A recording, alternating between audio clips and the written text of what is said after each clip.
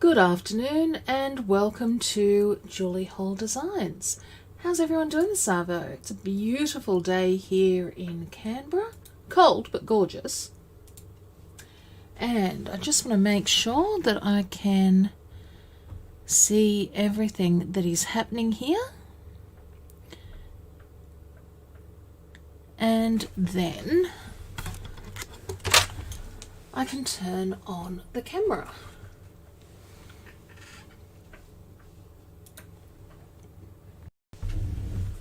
Okay, so good afternoon. I hope you're having a fantastic weekend, getting ready to start the work week back up. And what I want to do today is inspire you with some beautiful winter sewing. And what I've been working on is this gorgeous kimono style jacket.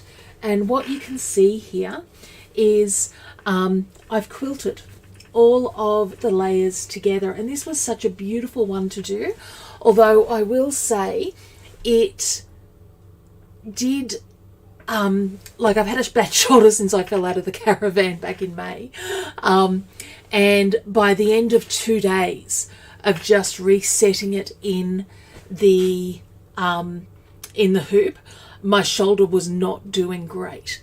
But other than that, fantastic. And it really is a gorgeous piece to wear. I washed it on Friday and hung it out, and it's just been beautiful. I had to go out yesterday ideally to get a button for it, because I just want one button, and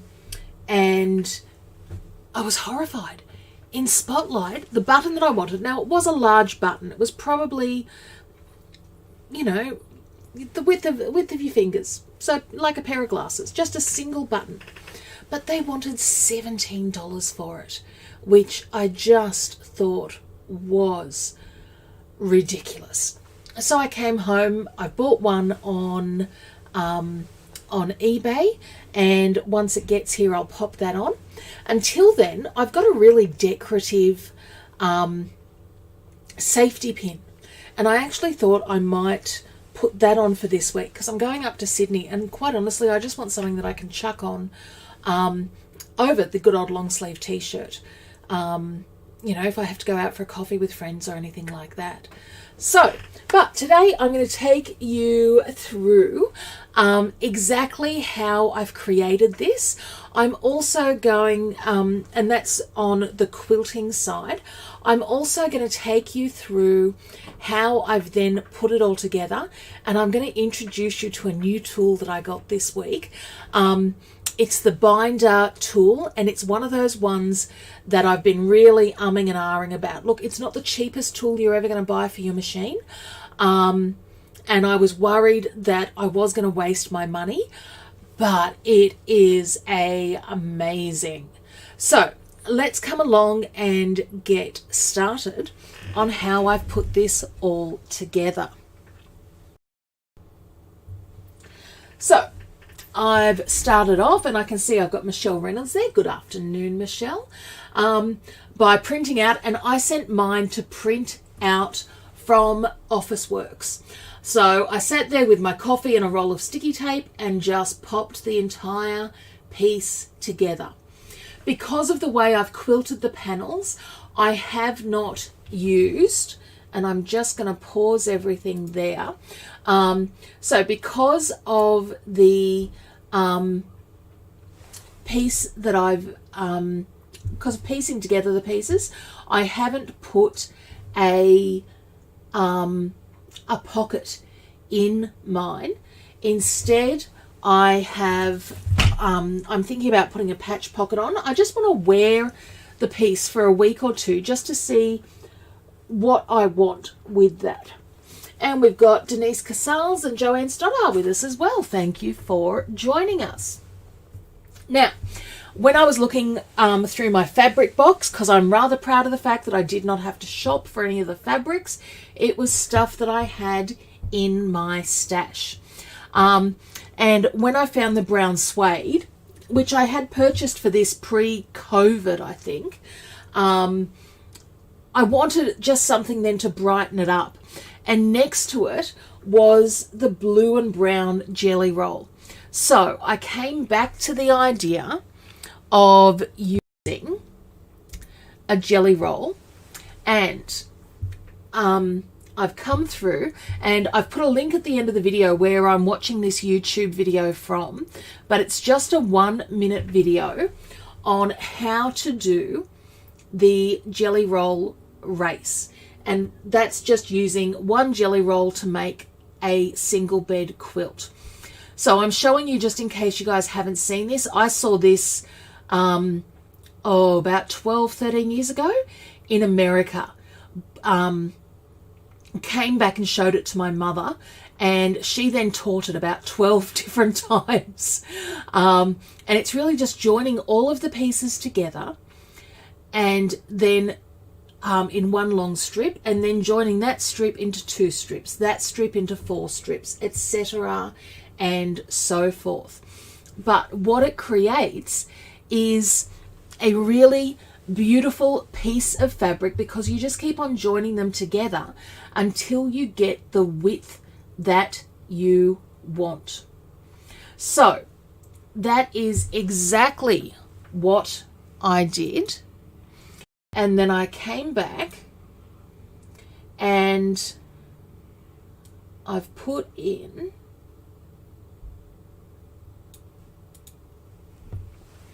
my so I've got my panels and I've joined those together. Then I've joined the center panel, and I'm doing this exactly by the instructions, except for the fact that I'm not putting the pocket in. So what I'm ending up with is 2 long panels. Once I've got those long panels, I'm coming through and I'm creating a quilt sandwich. So I ironed my lining fabric, and I've just used a silky satiny lining that, once again, I've had in the house for a while. I've got my wadding, and I've come through leaving extra space around the edge. This one was a major thing, exactly the same way as you would do with a quilt. And then I've got out my tagging gun and going over, and I've just pulled the quilt rack underneath it so that and I'm just sliding it around, which is so much easier with the silky fabric underneath. Then I can come through and take my template and mark up for the first row of stitching. Today I'm using my inbuilt Janome ASQ, and I'm just looking for the size on it. I think it's a 28 or 27. So 10.8 inches, 274 millimeters. And that's because I'm doing something that's so large, and I get a lot of questions on, can you use the larger hoops? The simple answer is yes. The longer answer is it's worth practicing on the others to get the technique perfect. So I've got my large hoop on, I've got my magnets around, and I'm going to come through, and I'm using one of the quilting feather designs, and I've got my panel. So you'll see I've got a silky lining, and then got all that wadding there up the back.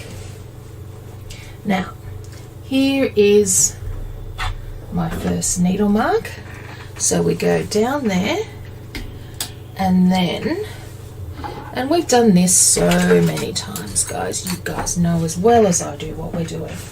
So what we are looking for is, oops, there we go, is our center marking,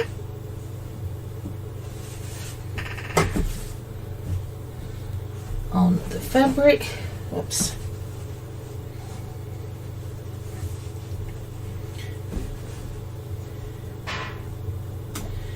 And Now, because it's a larger hoop, more magnets. So magnets along the bottom. Now, the main issue that I have at the moment is that just does not feel straight in the hoop.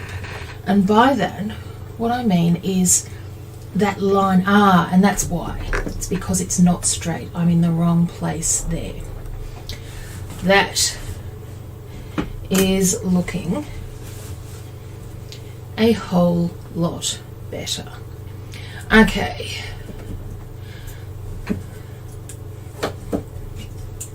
And quite honestly, guys, go with your gut on these things. And 1, 2, 3, 4, 5, 6, 7, 8, 9. I'm one more top short.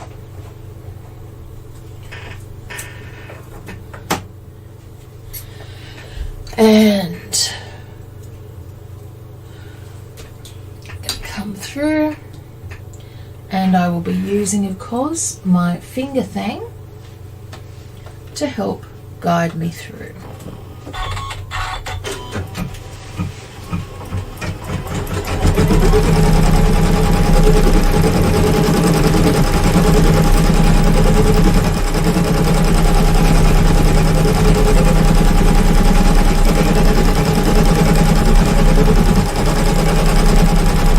Now, when I've looked for a thread, I've looked for a thread that's going to coordinate over both sides of my fabrics. So I picked ones with, it's got grey and brown and a little bit of gold in it, a little bit of greeny blue, and I think it's just going to give an all over great effect. The fabric that I'm using is a real Swedish fabric.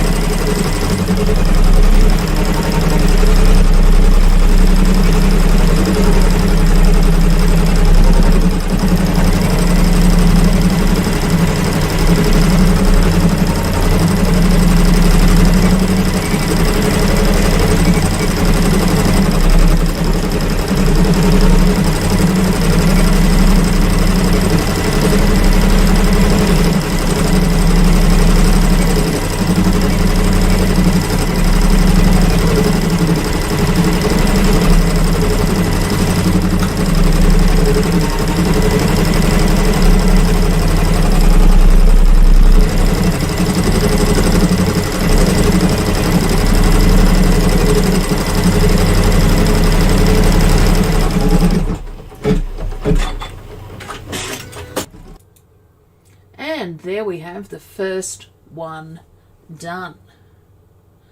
Now, for those of you who love seeing a good step up, you guys are going to love today, because I'm going to do a couple of them.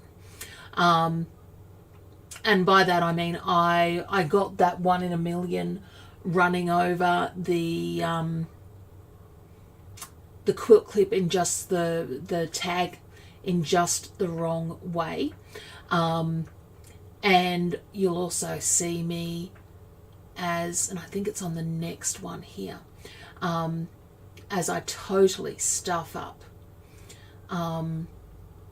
by not holding. There we go. There's my tag.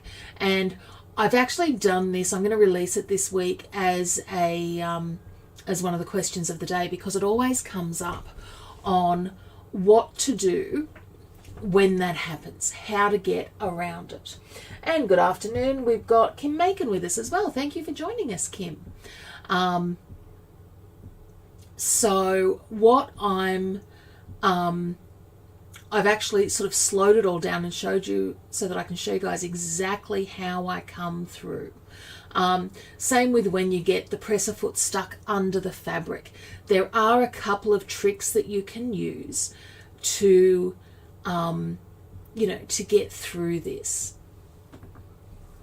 But I am absolutely loving it. I mean, quite honestly, I've just taken off my jacket so that it's ready in the for the next part of what I want to show you when the quilting part is done. And gee, it's cold without it. I'm kind of getting used to sort of wearing it around, and it's just snuggly and lovely.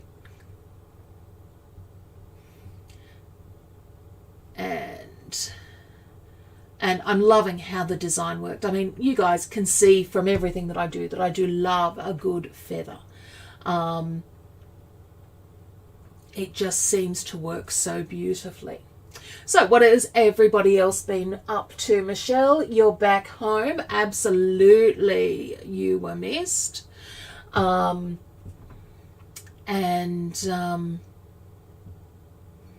is all...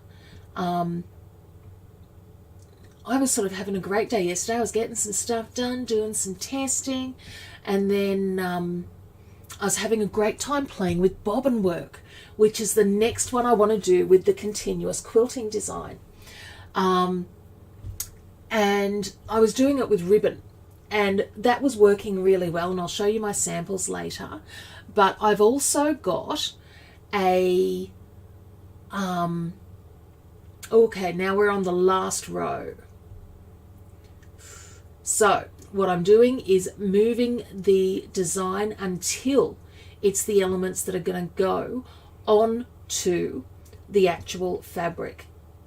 And then I'm going to come through. Oh yes, this would have been snuggly and lovely. Michelle, you would have, you don't need it now, but how nice would this look in a in that one size thicker thread, even just as an overshirt over like a singlet shirt. And I love the idea of something that I can chuck on, just if I go down to the shops with a daggy t-shirt, chuck it on over it.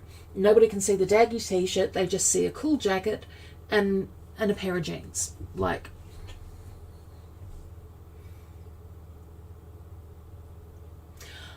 I was very impressed by the way the design and the fabrics and the machine itself worked over the different qualities, and by qualities I mean the thicknesses of the suede versus the cotton, and even the multiple layers of the cotton where all of the seams are.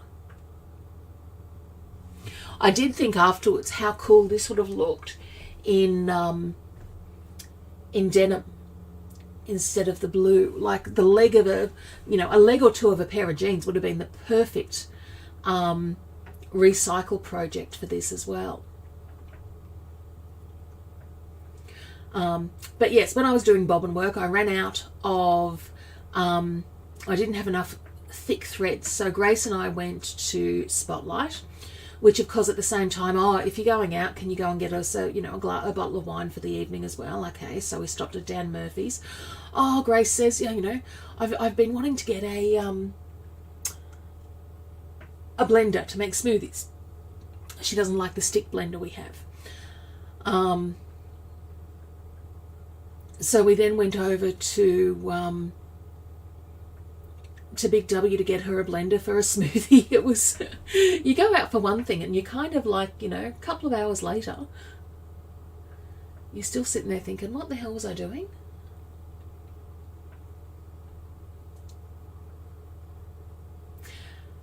Now, as I said, I'm using the larger hoop here, and even with the larger hoop, this one was about 6 designs down, and I would not go any larger personally than this hoop.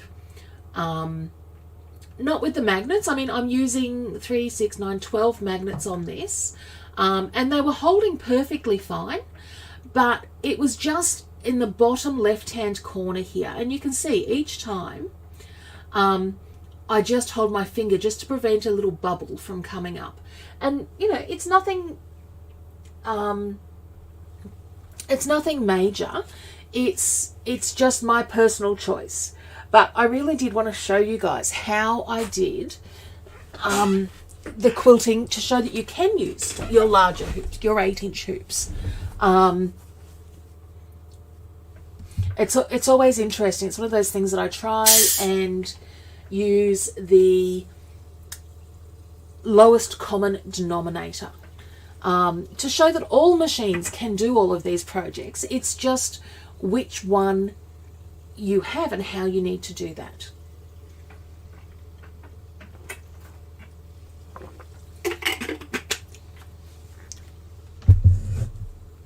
So the jelly roll was one of Mum's stash. I'm not sure what she had planned to do with it. Oh, the USB blender from BFC. Well, we did get one where the base comes off and becomes a sealed cup. Like we got the water bottle one. Well, not water bottle, but blender bottle. So you put everything in the bottle, and after you blend it, the base comes off, and you put the sippy cup lid on it.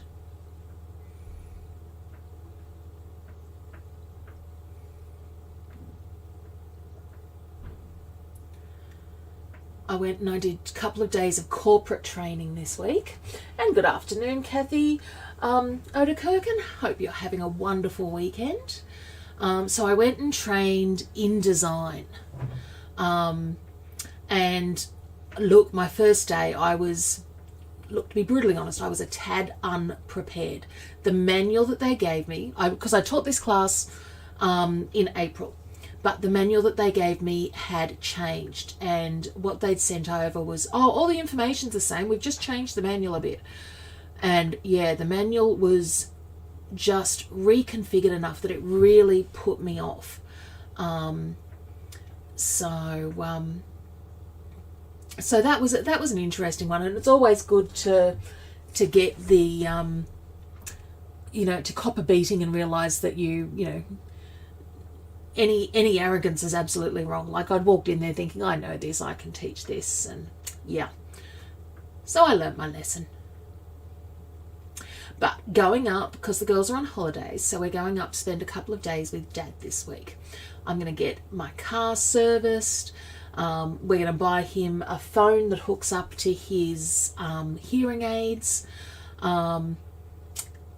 He's hilarious. On the phone today, he's sitting there asking me what time I'll be up there. And I said, it doesn't matter, I've got a key. It's all good. Like, you go out, do what you need to do. And the joke is always, so long as he hasn't changed the locks. After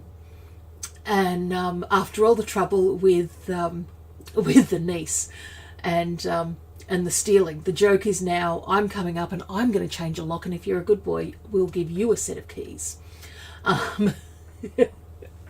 But that's just because we're horrible, horrible people. Okay, now on to the last row.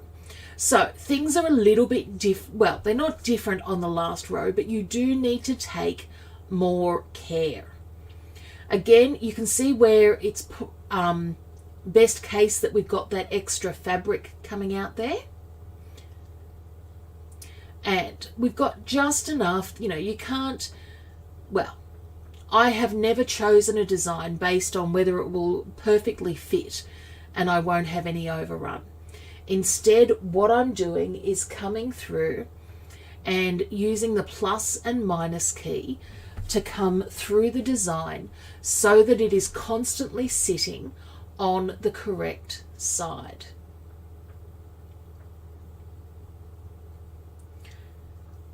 So I'm not wasting, well, and it doesn't matter if I'm wasting thread, like it would be such an infinitesimally small amount that it's really not a huge issue. But what I do want to do is make sure that, yeah, it's not going to get caught up and just be that bit of a pain. Even when you do this, you always have to, of course, come to the last part of the design, simply because if you don't, you won't get the right matching up point. And I did have somebody question me on this one last month, just because they wanted to only do half the design, but you need that finish point. Wherever you are, there has to be enough space for that finish point to come on. So, how many of you have quilted on clothing before? How many of you have embroidered on clothing other than a t-shirt?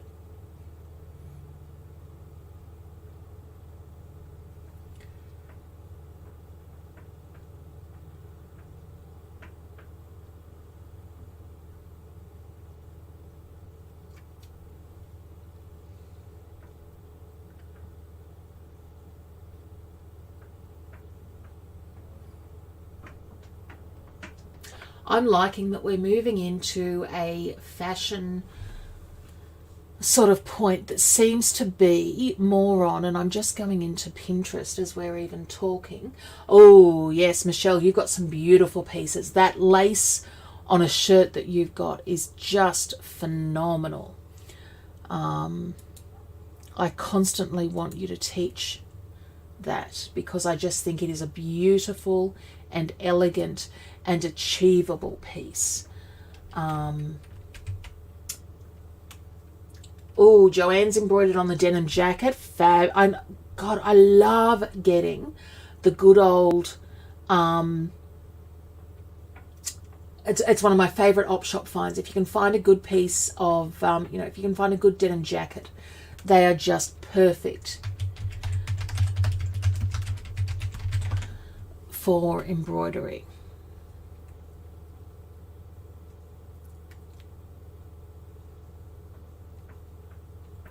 But while I come through and finish off some of those, let me show you just on Pinterest. And, I know I bring you guys over here to these a lot of times. They just strike me as some really beautiful ones. Like, look at this one. There's no way I would have thought to do anything like that. But I do think that is kind of just beautiful. Don't see myself wearing this, but I'm wondering whether my kids would. Might be more of a Gracie sort of a thing. And yeah, we seem to be going through, like when I was looking in shopping with the kids the other day, there seems to be a retrend of embroidered wear.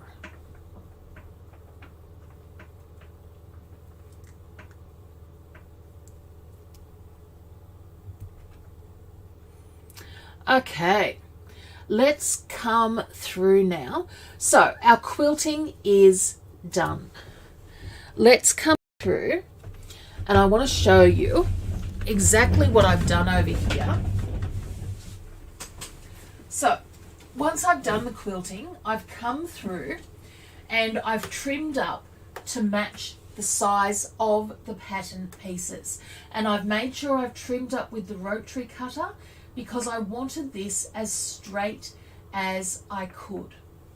And what I've then done is, whilst these pieces are still two individual pieces, and have a look at the back of that because I am loving how well that came through. It really is just like, you know, I'm just so self-impressed. So I went through and I've got this quilt binder set, and I'd been umming and ahhing about whether to get one for ages, because quite honestly, it's not the cheapest item you will ever purchase for the machine. However, I am thinking it's going to be one of those ones that pays for itself time and time again. So what I had left over from my jelly roll was these 2.5 inch strips.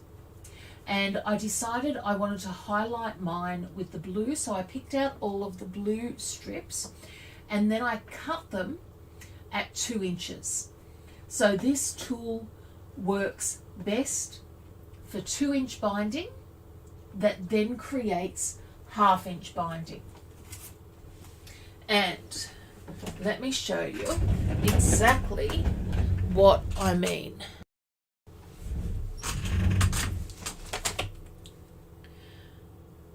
Okay. Oh, thank you, Michelle. That is lovely. So, what I've got here is my leftover fabric, and you can see that that is right on, whoops. You can see that that is right on 2 inches wide. What we can then see over the side here is that the finished binding that it creates is right on 1/2 inch wide, because what it does is it comes through, and I have not cut this on the bias. This is just a jelly roll. I am sure I will get an even better result if I do a bias cut. And I just read the instructions and I fed it through. Now, I fed it through with the pokey device from my, with the hole maker from the Cam Snap kit, but I could have also used my thang. And I've just fed it through and it creates this fold itself.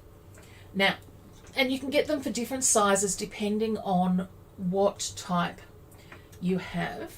But what I just want to show you is just how simple.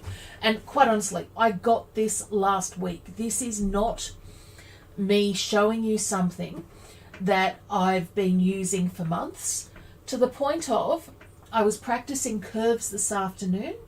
My first one, not so great. Needs a little bit of work. But then I've worked out exactly what I was doing wrong. So, regular sewing foot / walking foot on. I've got my machine here, and I'm just going to come around. Now, we are on a curve, and curves are difficult. My curve is set by the curve tool, so I've cut it with that. But the trick that I've found is to set the machine that between stitches the presser foot sits up, which allows me to just rotate ever so slightly where that, and I'll turn the light off just to make it easier for you guys. Hold on. Hopefully that'll make it easier for you guys to see. And all I'm doing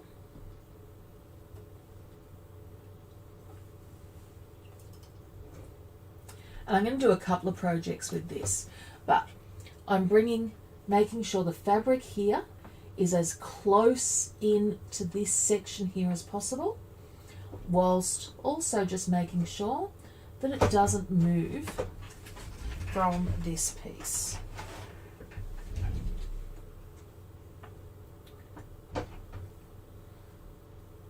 Helps if you send your fabric back to sewing after the load.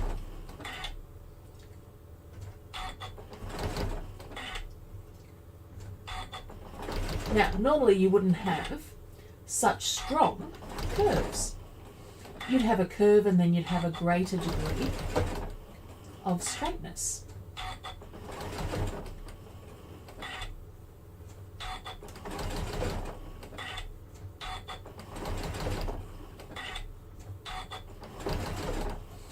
Okay, so now we're on the straight edge.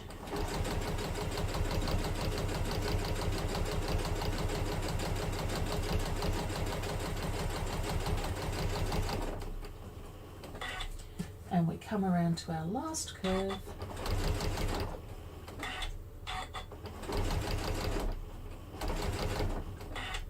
And you can see I'm coming a little bit off there, so I'm just going to pull that back in.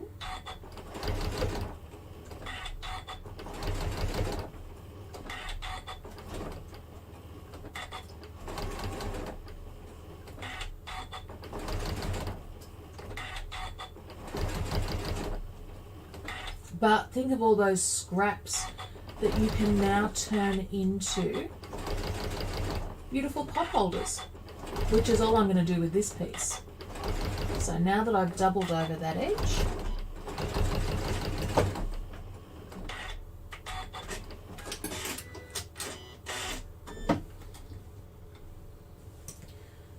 I can pull that out and I'm going to make a loop out of the rest of that fabric for hanging. I'm going to fix this corner, but how good are the rest of those corners? So that is why I am loving this foot so much. Once I've done my basic, so once I've gone around all of the pieces, and I will show you in another video how I'm working with corners, because corners were a little more tiresome. Then all I've done is, using the pattern piece, I've come and I've joined from the bottom to nearly halfway the back piece. And I've done a really heavy, and I'm just going to come through and try and show you guys. I've done a stable stitch. It's in the buttonhole section. I'll show you which stitch in a minute. I'll grab out my stitch card. To secure the top of that so that it doesn't come undone. And then I've done the exact same stitches on the side holes for the arms to create our armholes. Now let me just grab my stitch cards out and I'll work out which. Okay, so this is my stitch card here, and I have used these two designs, 19 and 20 on the CM17, just to create a really heavy locking stitch that is not going to move. Initially I'd thought of using a buttonhole and not cutting it, but these ones just seemed a better one to use, and they are kind of fit for purpose. So that is what I have done. Okay. Oh, Gail's done the legs of jeans and trousers. Fantastic. I do love that. I always remember doing that as a class. We did some great ones with that. Oh, okay. So Joanne's saying she got the new binding tool when she bought her sewing machine. Oh, hell yeah, have a go. Mine's in the cupboard, fantastic. So the other things that I've been playing with, as I'd said before, is a little bit of bobbin work. Now, this is the right side, that is the right side of my stitching. And it just looks like, you know, like I've used a single piece of thread. What I had in the bobbin is, and I'm just looking for whether I've got the spool of it around anywhere, is that beautiful silk ribbon that I absolutely fell in love with. Now, the interesting thing is, if you can see there, the difference between the bubble and the straight.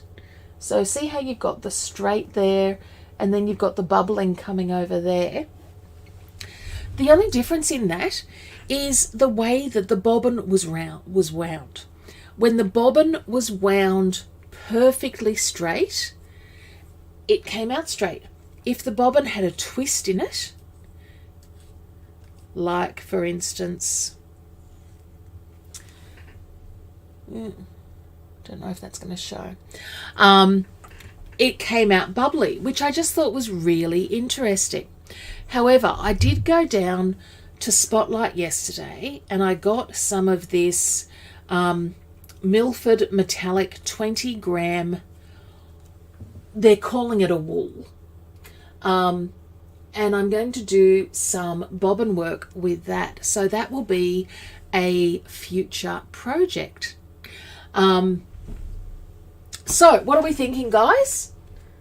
I'm really hoping this one is going to inspire you for different things that you could do. I think it's a great way to be able to create your own fabric. So fabric that wouldn't necessarily be good for jackets can be created just by using a lightweight wadding to give it a different dimension. So next week we are going to be back to our block of the month designs. So we'll be doing the Lovely and the Divas. I look forward very much to seeing you all on Thursday evening and next Sunday afternoon. And until next time, have a stitching day. Bye.